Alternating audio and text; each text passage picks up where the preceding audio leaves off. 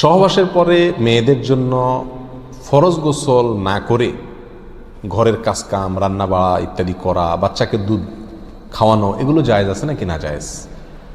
গোসল ফরজ হওয়া অবস্থায় গোসল না করার আগ পর্যন্ত কয়েকটা কাজ করা নিষেধ। 1, নামাজ পড়া নিষেধ। 2, তওয়াফ করা নিষেধ। 3, মসজিদে অবস্থান করা নিষেধ। 4, কোরআন স্পর্শ করা নিষেধ। 5, কোরআন পড়া নিষেধ।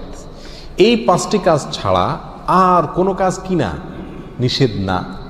অতএব সহবাসের পরে কোনো মেয়ে, কোনো মহিলা তিনি যদি গোসল না করে, ফরজ গোসল না করে তিনি যদি কি করেন, গৃহস্থলীর কাজকাম করেন, রান্না বাড়া করেন, অন্য কাজকাম করেন, বাচ্চাকে দুধ খাওয়ান, এগুলো এই 5টি নিষিদ্ধ কাজের আওতায় যেহেতু নাই, অতএব সেটা জায়েজ আছে। আমাদের দেশে যত কঠোরতা সব মেয়েদের উপরে, ছেলেদের উপরে নাই। ছেলে গোসল ফরজ হয়েছে, 2-4 ঘন্টা শুয়ে রয়েছে বা এমনকি হাঁটাহাঁটি করছে, তাকে তেমন কেউ কিছু বলে না।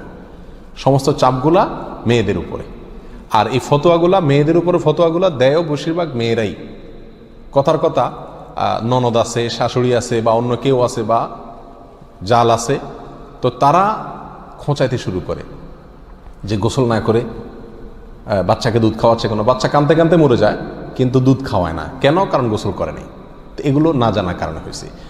ফরজ গোসল না করে 5টি কাজ করা নিষেধ, এর বাইরে আর কোনো কাজ নিষিদ্ধ না। অতএব এমনকি আপনি রোজাও রাখতে পারেন, কি ফরজ গোসল না করে রাখতে পারেন বলতে সাহরি খেতে পারেন, সাহরি খেয়ে রোজা শুরু করতে পারেন। তাহলে আপনি বাচ্চাকে দুধ খাওয়াতে পারবেন না, কে বলেছে? বাসায় কাজ করতে পারবেন না, কে বলেছে? তবে হ্যাঁ, যদি আপনি ফরজ গোসল একটু দেরিতে করতে চান কোনো কারণে, তাহলে সেক্ষেত্রে অন্যান্য কাজকামের সুবিধার জন্য ওযু করে নেওয়া উত্তম।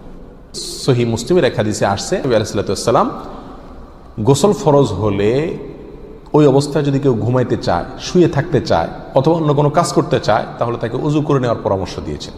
অতএব ওযু করে নিয়ে এরপর অন্যান্য কাজ করা উত্তম। এর বাইরে ওযু ছাড়া যে সে কিছু করতে পারবে না, ব্যাপারটা এরকম না।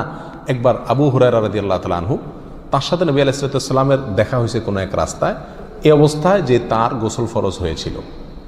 তো আবু হুরায়রা রাদিয়াল্লাহু তাআলা রাসূলুল্লাহ সাল্লাল্লাহু আলাইহি ওয়াসাল্লামকে দেখে এড়াইয়া চলে গেছেন, একরকম পালায়া চলে যাওয়ার মতো, যায় তাড়াতাড়ি করে গোসল টোসল করে তারপরে আসলেন।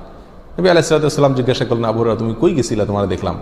বলে, ইয়া রাসূলুল্লাহ, আমার গোসল ফরজ হয়েছিল, তো আমি আপনার সঙ্গে বসবো, সময় দেব, ফরজ গোসল অবস্থায় আমার কাছে জিনিসটা অপছন্দ লাগলো, নাপাক অবস্থায় এভাবে থাক, আপনার সাথে সাক্ষাৎ করব। তখন নবী আলাইহিস সালাতু ওয়াস সালাম বলেছেন, সুবহানাল্লাহ, মোমেন আবার নাপাক হয় নাকি? অর্থাৎ এটা তো একেবারে তোমার পুরো বডি নাপাক হয়ে গেছে, টাচ করলে আমি নাপাক হয়ে যাবে, ব্যাপারটা তো এরকম না, তুমি এটাকে এত কঠিনভাবে নিয়েছো কেন?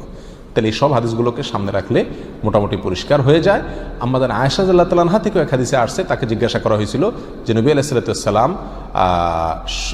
গোসল ফরজ হলে তিনি ঘুমোতেন কিনা, তিনি বলেছেন হ্যাঁ ঘুমাতেন। কোনো কোনো বর্ণনা আসছে ওযু করা ছাড়াও ঘুমাতেন। তাহলে বোঝা গেল ওযু করে নিয়ে ঘুমানো, ওযু করে নিয়ে কাজকাম করা উত্তম, কিন্তু আপনি যদি নাও করেন তাতে কি হবে না।